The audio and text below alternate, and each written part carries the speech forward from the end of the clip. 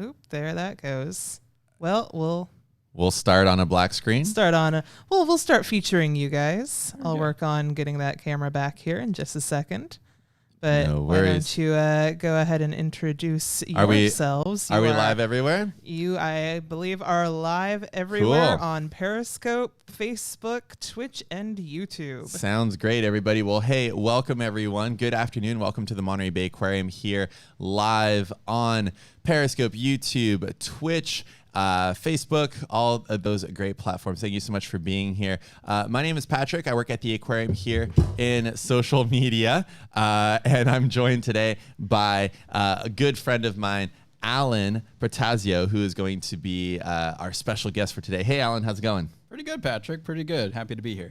Awesome. So we've got engineer Emily there on the back end, and we just were talking a little bit before we went live here. If you follow us on Twitter, you may have seen a few fun things recently. And Alan, a lot of fun things happening out there in the wild Monterey Bay, and the wild coast of California. Let's talk a little bit about the mass strandings of what some people are calling the penis fish, which are not penises, they're not fish, but they are amazing animals that we have here at the aquarium. Right, Alan? That is absolutely correct. So they are actually called, that is one of the other common names, but the common name that we're all familiar with here are fat innkeeper worms. So they are a type of worm, not a fish. And you can actually find them here at the aquarium. If you come out and visit in our nature center right outside our aviary, we have a great little exhibit that showcases their burrowing ability.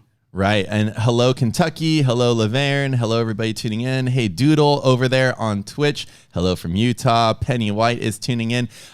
So we brought Alan in to talk about other animals, but because this is happening right now, it's in the news.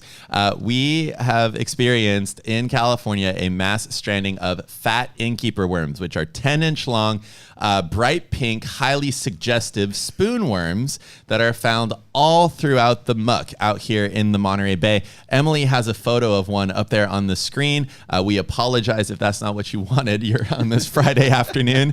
But Alan, these animals, they're worms. Yes, Emily. I was going to say I can transition to the cuter photo. Please, Emily, please. Well. If you don't mind transitioning to a photo of the sea otter eating one of those fat innkeeper worms. So they are a local species of worm, Alan, and again, fat innkeeper. They have an amazing natural history, right? Yeah, so again, they build these little U-shaped burrows into the mud, the muck, whatever kind of sediment that is out there. And here in Monterey Bay, we most commonly see them in Elkhorn Slough, which is right inland of Moss Landing.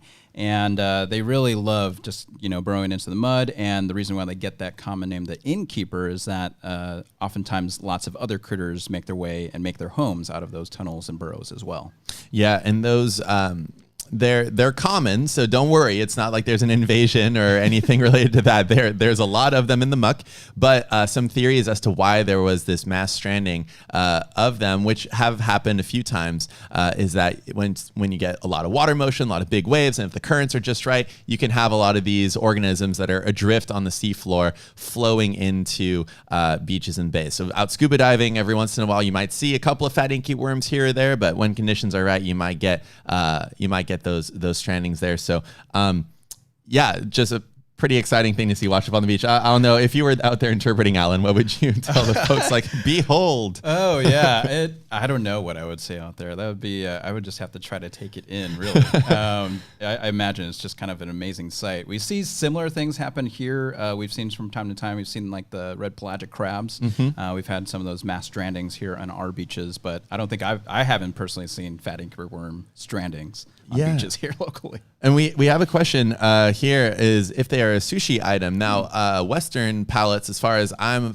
aware, are not really eating fat innkeeper worms, but they are considered tasty and delicious in other places. So not part of the usual cuisine that we have out here, but certainly not something to discount at all. Could be very delicious are sea otters that, they have access to crabs and abalone and things like that. They're also feeding on them. So definitely there are some folks out there that are eating these innkeeper worms And yeah, it's not uncommon for them to be fed upon by lots of different animals out there. Yeah, absolutely. Yeah. And also, we should just point this out before we move on. We don't want to spend the whole time on fat innkeeper worms, and we wouldn't do that to you folks out there that are tuning in. We got folks watching from Texas, from Virginia, Scotland is there. This is not why you tune in to watch the Monterey Bay Aquarium. But one last thing. They are spoonworms, which are in a subclass of worm called echierans, which means viper tail. And they do indeed have golden butt spines. And I just want to share that with everyone. That'll be a discussion for another time, I think. Yeah, golden butt spines for the next live stream here on Friday afternoon. But Alan, we've brought you in here today, not only because you are just a delight to be around. We've been working together pretty much the whole time I've been at the aquarium. You wanted to talk about some really special animals that we have here at the aquarium. So on this sort of overcast day with waves going down Cannery Row, what is the critter corner for today? You want to talk about some animals in particular? Yeah. So I'm a self-proclaimed sucker for cephalopods. Nice. So yeah, I had to get some puns in here. You know? Absolutely. It is now becoming a cephalopodcast for you folks watching. Really is. Thank you. Yeah. Perfect. So that's octopus, of course, but cuttlefish, squid, and nautilus. And I've been lucky enough to work behind the scenes. I've volunteered in husbandry for a number of years, and was actually heavily involved when we were opening the Tentacles exhibit back in 2014, and have had a lot of fun with that. So they're some of my favorite animals, just in general, but certainly here at the aquarium as well. And working in husbandry with those animals, I mean, it's very tough to describe just how improbable it was that we would have the Tentacles exhibit, because you come to the aquarium, we've been seeing squid, octopus, cuttlefish every day now for many, many years, 364 days a year. We are closed the 25th of December, but they're still there. We're taking care of them. We have them all the time. But that was not a given when that exhibit opened, right? No, it's cephalopods just in general are really tough to take care of. And one of the biggest issues, or one of the biggest problems, is that they just have such a short lifespan. Most cephalopods in general are only going to be living probably less than a year, maybe topping out at 2 years max. Our giant Pacific octopus is probably the longest lived, and they can go 2 to 5 years at the most. So you have to think about, if you're going to have an exhibit that's going to be around for 5 years, this one's probably going to be pushing about closer to a decade now. You have to realize that you're going to have animals that are not going to be around through the whole life of that exhibit. So one of the big things I've had to do is think about culturing these animals here. Yeah, and culturing is not just educating, making sure that these animals graduate with, they at least need C's. C's are in degrees, right? Yeah, so, but it means growing these animals. So, we're in the aquarium business. We have animals with us, but we don't want to go out in the wild to collect these animals if we can figure out how to culture them here at the aquarium. That way you can learn about the animal and they can stay out there in the wild. So some major breakthroughs that we've had have been with some of the most exciting animals. I don't know if we have a flamboyant cuttlefish, but maybe we can bring that up and talk about flamboyant cuttlefish, because that was truly one of the breakthrough animals for the exhibit, right? Yeah, absolutely. So I'm going to give a shout out to Brett Grassi, who was one. Hey, Brett. Hey, East Coast. Hey, Woods Hole. Yeah, he's out at Woods Hole now, but he was heavily involved with a few of the other aquarists in really getting this whole exhibit off the ground. And one of those first few animals that we were really looking at trying to culture, really complete that life cycle, was the flamboyant cuttlefish. And there it is. Yeah, Emily's brought up a really great picture of those, and they're fantastic. I love these cuttlefish because they are so aptly named. We also like to nickname them the rainbow rhinoceros. Yes. The rainbow rhinos. And one of the coolest things about these animals, you have to, if you go to our YouTube, you'll be able to see videos of these animals walking around. But it's really incredible. They're walking around with two of their arms and then also with little projections off the back of their mantle, like they're on all fours. But what I don't understand is that that's not like having legs for that animal. That would be like if you were on your belly and then you just decided that your belly was going to sprout a couple of feet to help you walk around. Like it's a completely different part of your body that's walking than what we're used to. Yeah, it's like if your love handles just kind of extended out and you were able to kind of walk on those. It's kind of similar. Yeah, it's that's the visual. That's the feeling. I think everyone out there can appreciate hard to handle. The hips do not lie if you are a cuttlefish walking around there. I love you guys. That's awesome. Let's see. Let's go to the chat. We've got a few questions here. What time is the penguin feeding? Already happened. But you can tune in to our webcam, our penguin cam. You'll be able to watch that at 10:30 in the morning and 3 o'clock in the afternoon there for the penguin feeding. We got folks saying hello from Tucson. Oh, of course, it's Lily and Lucas. It's Engineer Emily's family. They're watching over there. Fantastic. Los Banos, say hello. Hello, Los Banos, Central Valley. Good to see you. We've got, more folks from the Central Valley. Thanks for tuning in. My parents are over in Turlock, so if you folks are over in Turlock, hello, everybody. Brunswick, Maine is there. New York is there. Another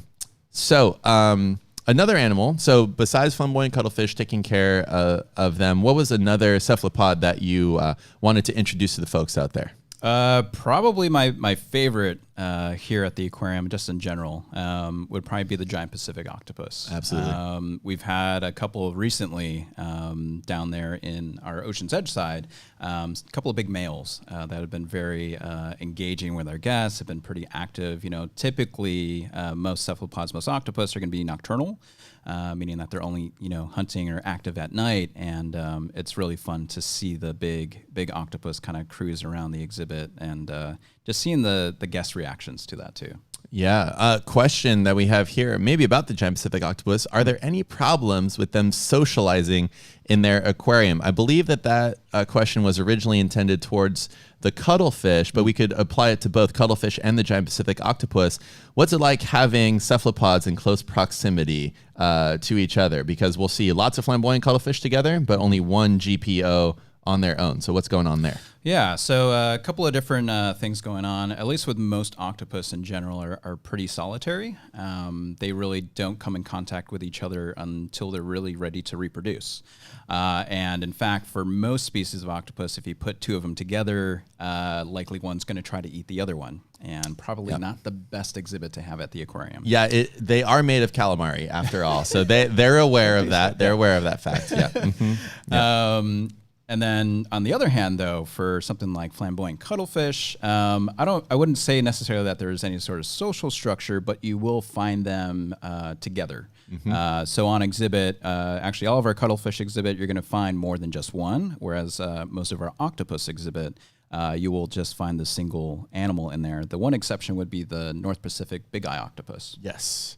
Yeah, and those are actually a very exciting animal that might be hard for you to find if you don't know where to look for it at the aquarium, because those are not with the rest of the octopus and cuttlefish. Those big eye octopus is a new addition to the aquarium, and really some of the most amazing animals. They have just this skin that is so hard to describe. It's absolutely gorgeous, but this beautiful reticulated pattern on their back, just really awesome animals. Those are over by the Monterey Bay habitats if you're visiting. Awesome animals. Yeah, they a relatively new animal for us. They were collected down in the deep waters off of Southern California. And again, what's really been interesting about them is that we've been actually able to exhibit 3 on exhibit together. And Emily's pulled up a picture of 2 yeah. Awesome. That have been hanging out in the exhibit together. So really interesting. We don't know a whole lot about them. Part of having them on exhibit is just kind of learning how to exhibit them. And our aquarists have been playing around with different ways to change around their environment within that exhibit. And that's one of those things about cephalopods in particular, is that they're very cunning. They require a lot of mental health care while they're here at the aquarium. So you might be a cephalopod. I know Emily and I, we spend all day on social media, and we definitely know that mental health is crucial to your well-being. And same thing with cephalopods out there. So lots of, what we would call puzzles, games, watching The Mandalorian, whatever.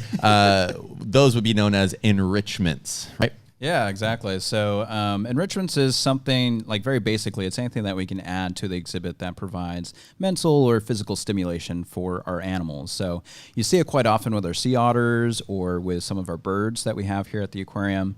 In the octopus exhibit, typically what you'll see is it looks like dog toys, or it might be a jar. And basically we're just hiding food in it, and the octopus has to figure out how to get to that food. Yeah, so helps mimic the same behavior that they'd be doing in the wild. It's actually really important at the aquarium to have animals recreate a lot of their natural behavior. So some things that you might see is you might have a school of bait fish with large sharks and other animals together. And that's actually really good for the health of not only the sardines and the anchovies in the school, but also the larger animals, because they kind of get to feel like predator and prey, even though we're feeding everyone enough that they are not hungry enough to go after their tank mates. So it really is important to think about holistically about the health of the animal. And shout out to Dr. Mike and our amazing animal care team that are always making sure to look at the whole picture of the animal there. Yeah, it's really awesome. Let's go to the chat here real quick. We got Cuddle with the Poddles. So Cuddle Puddles would be a pile of cuttlefish there. So that's excellent. Cheeky Rock would be an internetism for an octopus, right? Like a danger noodle there. Awesome. Let's see. What else do we have? We've got a lot of folks over there on Twitch. Femto Phantom is there. I believe that's Paul. That is Paul. Hey, that's Paul. Hey, Paul. Hey, Paul. Good to see you, Paul. Paul, Allie, Sarah, they're all they're all, That's the gang is back together. Hey, everyone. Let's see. The cephalopod exhibits seem kind of small. What is their normal space that they use in the wild? That is an excellent question, because cephalopods are not an animal that like a lot of open space where they are all out in the open, right, Alan? That's right. Yeah, a lot of them just like to hide. That's kind of the name of the game for a lot of cephalopods. Camouflage is a big thing for a lot of them as well. And if you think about octopus too, they like to hide in their den for a big part of the day. That's their protective area. If they're getting food, if they're reaching out and out hunting for food, they'll bring it back to the den where it's nice and safe before they start actually eating it. So they actually kind of stay in kind of tight proximity to wherever their kind of home range is.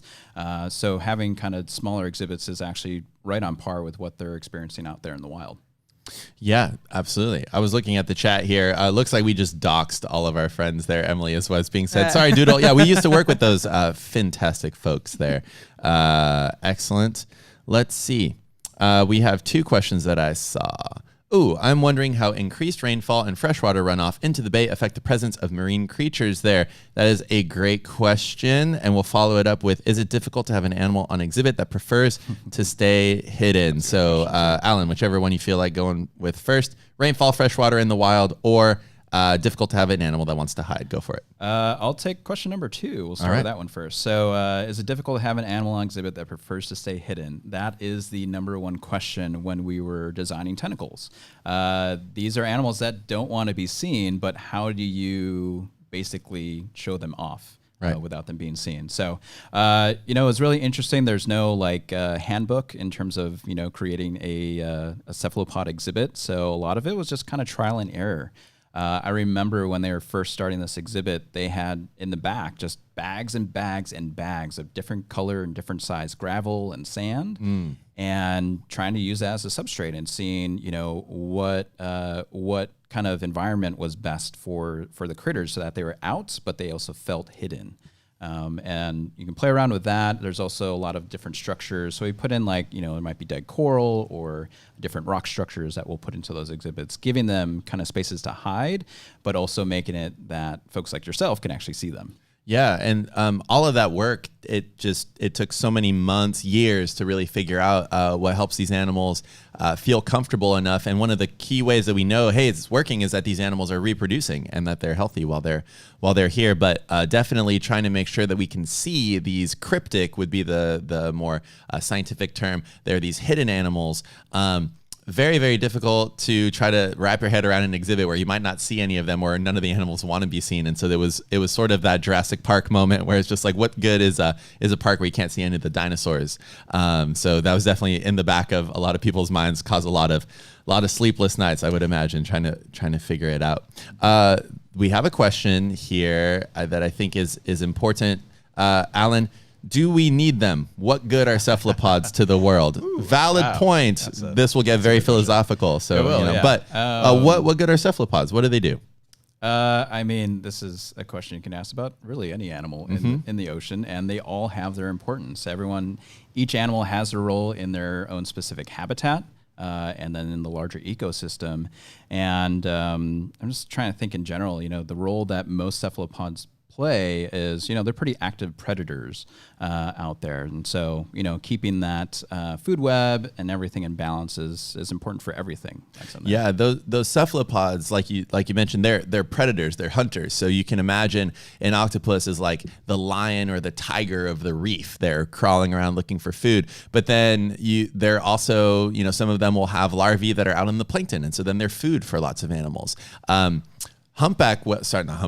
Sperm whales, my apologies. Sperm whales feed on, there's been so many different reports, have to ground truth some of them, but they talk about the volume of squid that it takes to support the sperm whale population, and it's orders of magnitude more than you would think, and might even rival human consumption of squid. And that's just for your sperm whales out there. So they're incredibly short-lived, like we mentioned, and they grow very big very quickly, and that's the kind of thing that you want to really cycle through predator, prey, constant food, constant predation, really keeping a lot of different populations of things in balance. And I'm sure we completely underestimate how important cephalopods are, even though we know that they are very important. I'm sure that's just scratching the surface. Yeah, absolutely. And you kind of touched on it a little bit too, like market squid, obviously. Like if you like your calamari, obviously cephalopods are very important to you.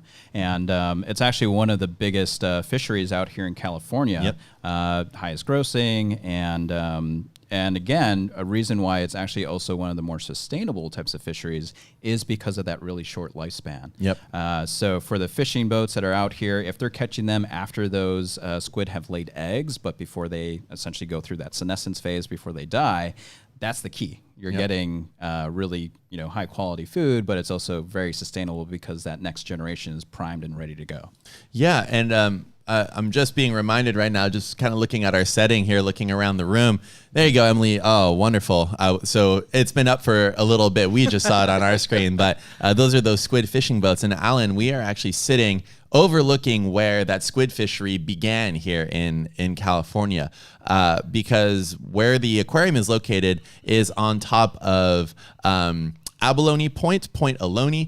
And that was a spot of a Chinese fishing village here in the area in the 1800s. That was the first immigrant fishing culture to the Monterey Bay. So the Spaniards had been here, but they never really settled. We had the Ohlone, Esalen, and Rumsian people that were living here for tens of thousands of years. But what the Chinese brought with them when they made their way over from China is a squid fishery, where they did basically what they did in China, where they would have fires over the water that would light the surface and bring the squid up to the surface. And to this day, these modern squid boats are doing the exact same thing. And we're pretty much sitting in the place where that started. They're lighting those lights above the water, bringing the squid up to the surface and catching them started pretty much right here in our country. Yeah. And so, if you're ever looking, if you're here in Monterey Bay, if you're looking out at night, you see bright lights over the ocean, more likely than not, those are squid boats and trying to catch squid that night. So yeah. And so if you folks have been watching these Friday afternoon hanging out by the ocean live streams, which by the way, let us know in the comments and send us a message. Let us know if you like this kind of thing, because we'll keep doing it if you're enjoying it. But we had Jim Covell, who was over here, and he was mentioning, this is one of my favorite stories about a lot of this squid was caught and then it was shipped back over to China in big crates of salt. Now, by the time that the squid made it to China, the squid was basically inedible, and it was just used as crop fertilizer. Just throw it out in your fields. But people would wonder, like, well, so what's up with the squid and the salt? And it turns out that there was a huge salt tax in China at the time from the lords down, or the the equivalent of the lords down to the peasants. And so a lot of the fishing families were shipping the squid over for the salt, and that was a way of shirking the salt tax over there to get salt to their families, because it was free over here. Ship it over across the way, it's squid. But actually, it turns out that it was a way of helping out their families back home, and that's what started out here. So another fun story there that Jim was sharing about the history here. He's full of stories. Oh, love that guy. Yeah. Okay, let's see. We've got questions here. Hello from Santa Rosa, California. We did want to say hello to the folks from Salinas and Scotland that were tuning in as well. Watching from Ohio. Watching from Fidalgo Island in Washington. Oh, thank you so much for tuning in. Hello, Bigfoot Forest on Vancouver Island. Love the history. Well, for a cryptozoological marvel like yourself, Bigfoot, thank you so much for tuning in. Alan, let's go to you. What is another cephalopod that you would like to talk about? We've done flamboyant cuttlefish. We've done giant Pacific octopus, big eye octopus, market squid. What's next? What would you like to talk about? I'm trying to think of what other pictures I sent to Emily. Well, we have a very special guest that's on exhibit right now. Our little plus one. A little plus one. Yeah. Absolutely. Yeah. This is a really fun one. Let me know when you've pulled that up. She is on screen. She's now. on screen now. So, Alan, who's this little lady? So first of all, I want everyone at home that's looking to try to count the arms on this octopus. Yeah. And give you just a second to count through. Yeah. Now remember, octopuses have 8 arms, right? So you're looking for a number somewhere around there. And if you've counted, then you'll notice that there's actually 9. It's kind of hard to really tell. The 9th arm it almost looks like an offshoot of one of the middle arms there. And so we have a 9-armed octopus. It's a little red octopus, and you'd find it up in our kelp zone, kind of by one of our upstairs touch pools. And what was the name? If an octopus is an 8-footed animal, what would be a 9-armed, 9-legged octopus be called? I think it depends on if you're going Greek or Latin. Yes. But it'd be what, nonapus or a neapus? Aeneapus. Yeah, an aeneapus or a nonapus. So aeneapus, nonapus. Voting is now open for which one we should go with, aeneapus or nonapus, and points go to the first person to send us a photo of their pet with said name. We only have points. We don't have any prize giveaways. Alan, you come up with something. Anyway, Alan's going to fulfill that. No, I'm just kidding. So, that's a very exciting animal, and this is just kind of happenstance, right? Like sometimes you see a cat that has a few too many toes. That's a genetic thing, and sometimes in mollusk development, you might get some wires crossed, some added legs. You might just get an extra arm in there. So we had gotten this. This was, I believe, a donation from someone that saw it over by the abalone farm underneath the wharf. So it's a local octopus, and we really don't know. We think it is just, it was born with it. It wasn't necessarily a result of an injury or anything like that. Octopus do have the ability to regrow an arm if they happen to lose one. But we don't think that's the case with this one in particular. Right. So just a very exciting animal, and upstairs in our splash zone area. Check them out. Yeah, and found in one of the traps that the abalone farm has. They are folks that besides growing abalone and farming, they are collectors in the Monterey Bay for various species that we have here in the Monterey Bay that might get shipped over to the Shedd Aquarium, Georgia Aquarium. So if you see some of those local species, they might be coming from right out here off of Cannery Row. And there you go. 9-armed octopus comes over to just made that picture a little bit bigger so you can really check out those. Okay, cool. Awesome. So, Alan, we should talk about this octopus. We're looking at it from the feet up, or from with it on the window. We should talk about a cephalopod. When we hear cephalopods, we hear there it is, nice. So when we hear cephalopod, cephalo, head, pod, foot. And if you were to be a cephalopod, it would mean that you have to move your head to your waist, move your legs and arms around your mouth, and then move all of your organs in your belly and your chest area behind your head. So when we're looking at this, when we're looking at that octopus, we're looking at a a very, very different animal than what we think. We usually think, the bag on the back of it is its head, its eyes are there on the front, and no, that's not at all what's going on with an octopus, right? No, yeah, actually, majority of what you would consider the the guts and everything is, it's really kind of packed right behind the head. It's really strange, and that's the thing with cephalopods is that you can't really use any other standards to try to describe a cephalopod because they are so different from everything else. So they do fall under the mollusk group. And when I think of mollusks, I think of like snails and slugs, right? Yep. And cephalopods are essentially like really super highly evolved snails. Yeah. In a sense. They're a clam you can have a conversation with, basically. Have like really good high five sessions with too. And so, when you think of a snail or a slug, you think of that big muscular foot. It's that big thing that they're essentially moving on. And for a cephalopod, that's been highly evolved into essentially 8 arms or 8 arms and 2 tentacles, or if you're a nautilus, then upwards of 90 tentacles, all situated in a ring right around your mouth. Right. So it's a very different body plan, but it's super successful. Incredibly successful. The molluscan body plan just itself, being a mollusk is one of the best ways of surviving on Earth. There are mollusks on land, in the ocean, from the surface to the seafloor. Vertebrates have done okay for ourselves. We had the dinosaurs on land for a while there. Obviously, fish are doing very well in the ocean. But mollusks are incredibly abundant, incredibly successful. That body plan does wonders for them. And so you saw those suction cups there on the front. Each one of those little suction cups is kind of a mixture between the foot and the little tentacles that you see on the front of a land snail, which you may have seen. You've got the eye stalks up there, then got those little ones down lower. Those are chemosensory. So the suction cups of an octopus smell, taste, and touch and help them walk around. So you can imagine an octopus has a completely different feeling visiting, say, a public aquarium, walking around on the floor without little shoes on, and smell where everyone's been.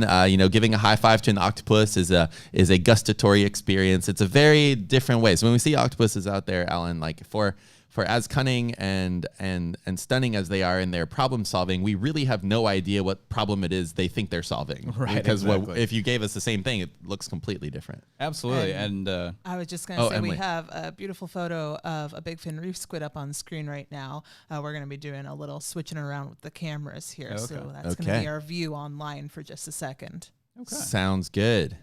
Yeah, so talking about the suckers a little bit more, so it's basically like walking on your tongue, and you can imagine after a while that it's probably not going to taste all that great.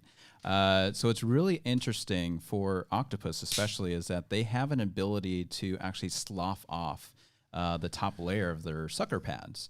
And I wish we had an ability to show video. I have a really good video of that kind of exfoliation process. So I'm going to try to describe it. If you've ever been to the aquarium and you've seen the octopus and it looks like they are just completely wrapping their arms around each other, essentially what it is doing is it's exfoliating. It's basically trying to slough off the top layer of that sucker pad so it has a fresh one underneath. I liken it to if you've ever drinking, really hot coffee or hot tea or hot chocolate or something, you burn your taste buds and you can't taste for a while. Well, imagine you can just rip off those taste buds and have some fresh ones ready to go underneath. That's essentially what an octopus is able to do. And that's really some incredible stuff when you see it happening at the aquarium. Yeah. Just the tentacles writhing all over themselves. Really incredible. Yeah. So we have a question right now in the chat. We have Andu too. Maybe Andrew. You may have seen, Alan, that there was a bald eagle that had eyes a little bit bigger than its bald eagle stomach and went after Cthulhu himself. What happened? So it looks like from the footage that I was able to see, it looks like a bald eagle is trying to take on a giant Pacific octopus. Which, good on you. Yeah. By all means, if you can even, wrangle that out from the ocean, that's pretty amazing. Again, probably didn't realize that it was much bigger and probably a really good match for an eagle, I would imagine, too. So from the footage that I saw, I think it was kind of struggling in the water. It looked like the octopus had kind of taken over the battle, and some fishermen were trying to separate the two. Yeah, definitely. I saw on Twitter there was a discussion over whether or not, you let that eagle kind of become chicken dinner for the octopus to kind of teach its, the genetic population a lesson. But definitely the last thing you want to do is go after a giant Pacific octopus if you are a land-based animal, I would say, especially a bird like a bald eagle there, unless you really know what you're doing. But in that case, octopus v eagle in the water and the fishermen aren't there, octopus 100% of the time there. Yeah. We've actually seen off our own back decks here a sea otter actually take on a giant Pacific octopus, much smaller than the one that bald eagle is trying to take on. And sea otters are actually successful. Oh yeah, it is one of their food items that they'll try to take on. But it's really interesting to see that kind of battle go on. Definitely, yeah. I mean, elephant seal versus octopus. Elephant seal is gonna win.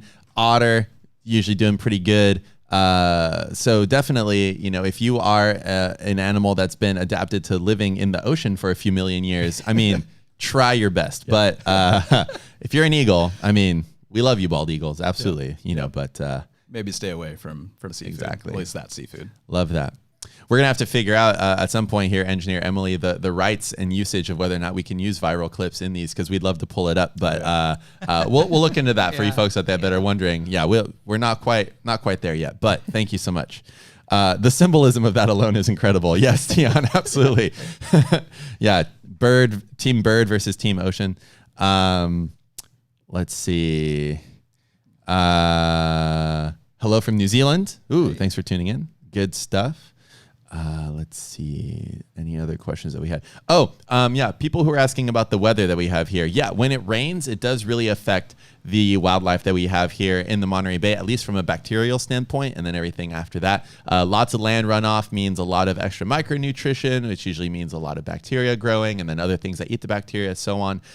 So this is a very active time of recharging the nearshore waters with a lot of sediment that's outflowing. And for some animals, like say the steelhead that we have around the corner over in the Carmel River, this rain can actually mean breaking through the berm and might be time for spawning, other things like that. Yeah, absolutely. So it gives a good chance for some of those animals that might be in more inland to get a chance to actually get out to sea. Absolutely.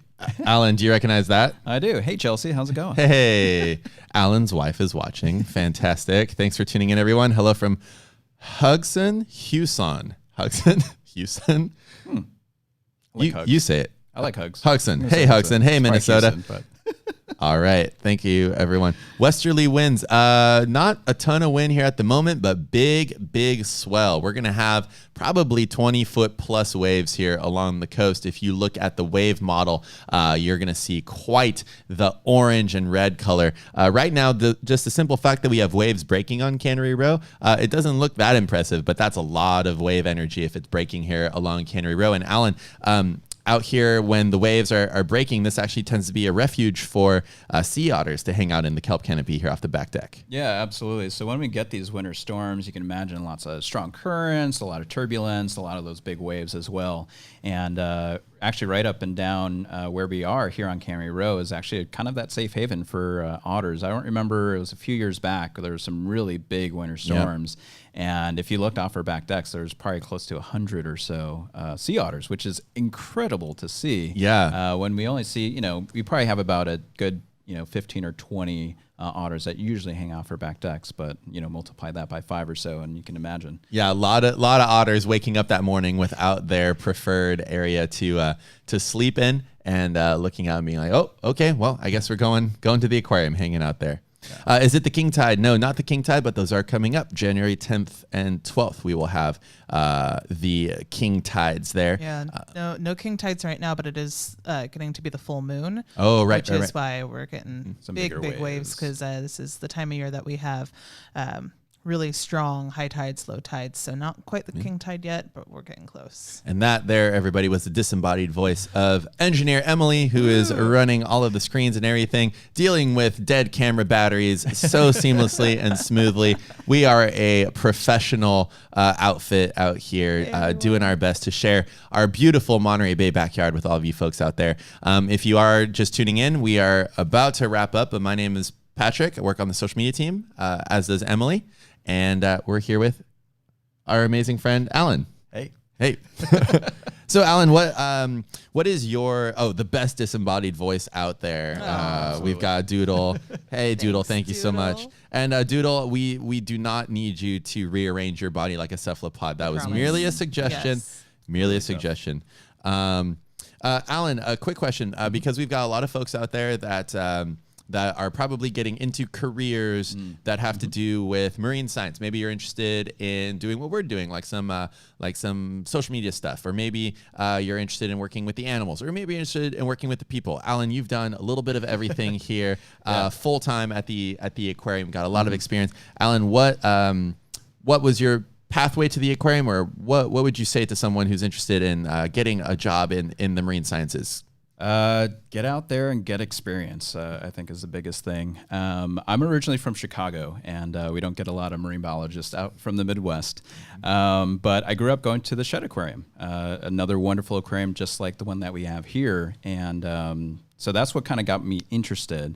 I took a class while I was still in high school, junior year of high school, that was down at Occidental College in Southern California, and it was called Oceanology, the study of the ocean. Nice. Believe it or not.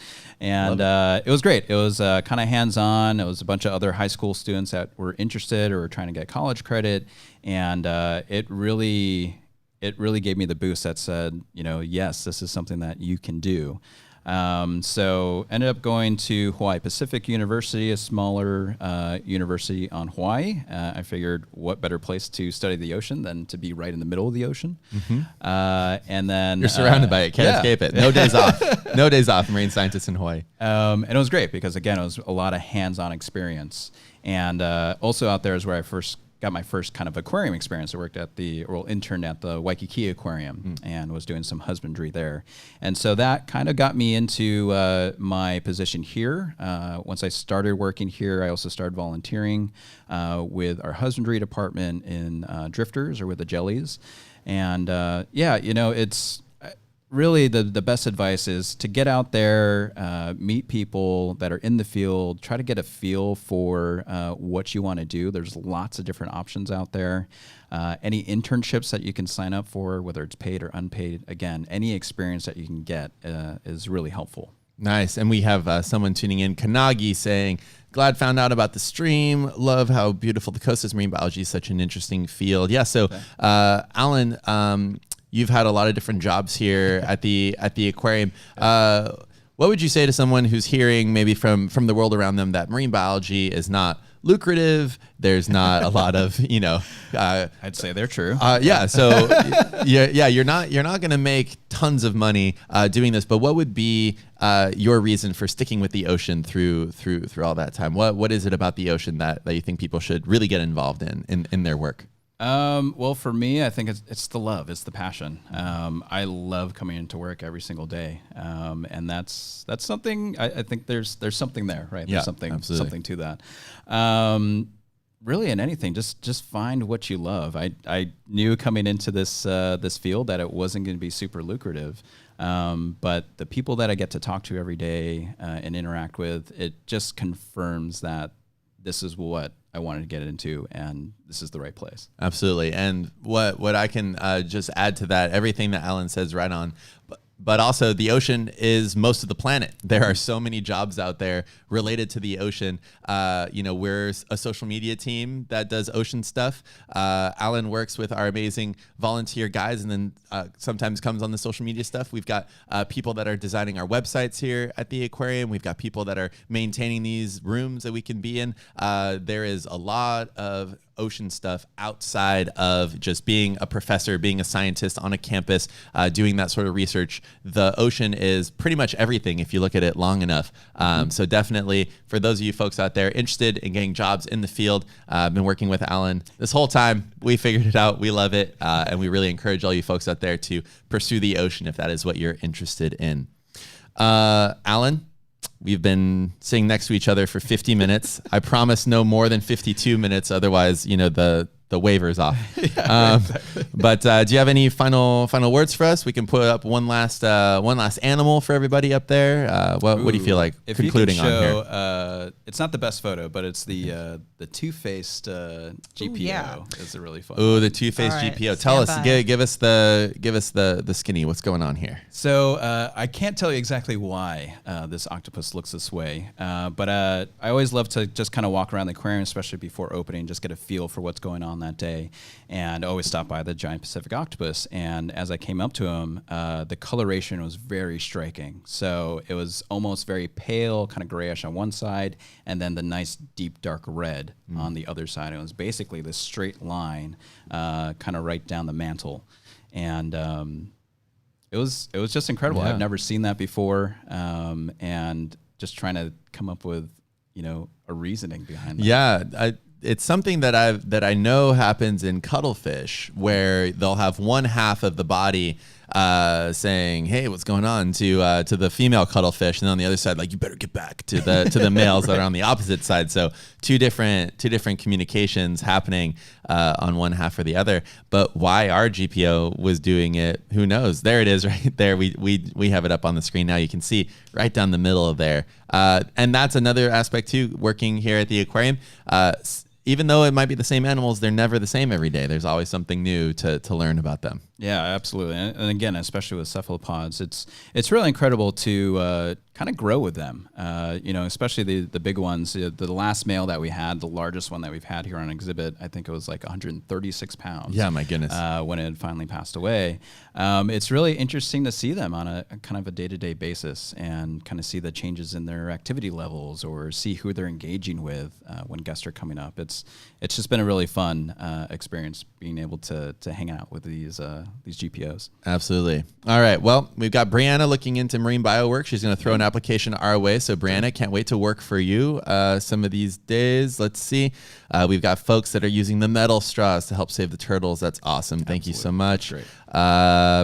Yeah, we've got Tion over there on YouTube just saying this is absolutely great stuff. Kanagi, do you get to travel a lot with marine biology jobs? Yep, if that's your job. We got folks at Seafood Watch that are traveling around the world working with shrimp farms all around Southeast Asia, so that can certainly be a part of it. But I think with that, everyone, we are going to sign off right now. It is just about 4:30 here in beautiful coastal Monterey. Here we've got our Monterey Gray going on. We've got the waves going by. Alan, thank you so much for your time. Hey, thanks for having me. It's been a lot of fun. All right. Well, we will see you again soon here at the Monterey Bay Aquarium next Friday afternoon. Come and chat and hang out with us. We'll see you all across the internet: Twitter, Facebook, Tumblr, YouTube. I'm going to forget all of them. We'll see you out there. Twitch. Thanks, everyone. Yeah. Thank you, Emily. Oh, you're very welcome. Here, I'll wave goodbye one last time, awesome. Too. We'll get them out of the way. Hi. Hey. Thanks for tuning in, everyone. Thank you so much, Emily. Thank you, folks, for tuning in. Thanks for watching, everyone. We will see you again soon at the Monterey Bay Aquarium. Hope you have a fantastic rest of your day. Bye, everyone.